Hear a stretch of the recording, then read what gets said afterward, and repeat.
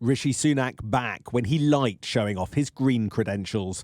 Ambitious net zero targets have been at the heart of the Tory agenda for years. Now, as PM, announcing a retreat. The test should be, do we have the fairest credible path to reach net zero by 2050 in a way that brings people with us? Since I've become Prime Minister, I've examined our plans, and I don't think they meet that test.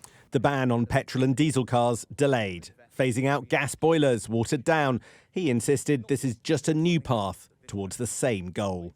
This country is proud to be a world leader in reaching net zero by 2050. But we simply won't achieve it unless we change. We'll now have a more pragmatic, proportionate and realistic approach that eases the burdens on families. The Prime Minister adamant that nothing has changed. I think it is absolutely wrong to describe in any way, shape or form what I am doing today as watering down our targets. Our targets remain. Rishi Sunak saying he's taking decisions in the national interest, not for political reasons. But the promise he made a year ago when he entered number 10 was to lower the political temperature, to restore calm.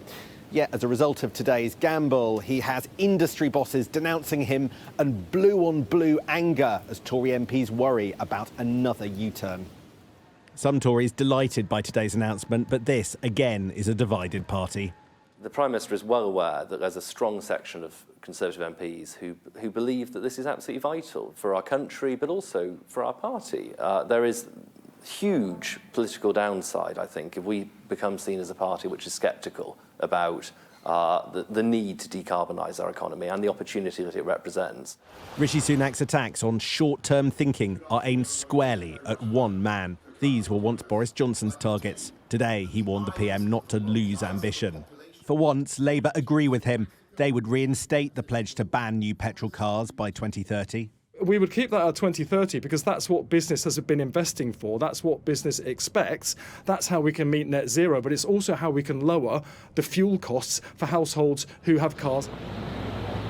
As the Prime Minister spoke, in New York, world leaders are gathering for the UN Climate Summit, unimpressed with what they've heard. Well, I think it's unfortunate that he would do that. And I think the people of the United Kingdom largely agree that it's the wrong decision. Do you have a message for the Prime Minister, sir? That's for people of the United Kingdom to address, and I certainly disagree with him. Is it going to set back the cause? Well, he's doing the wrong thing. A climate consensus in place for many years, today shattered. This, the go-ahead for net zero differences to be at the heart of the election. Sam Coates, Sky News.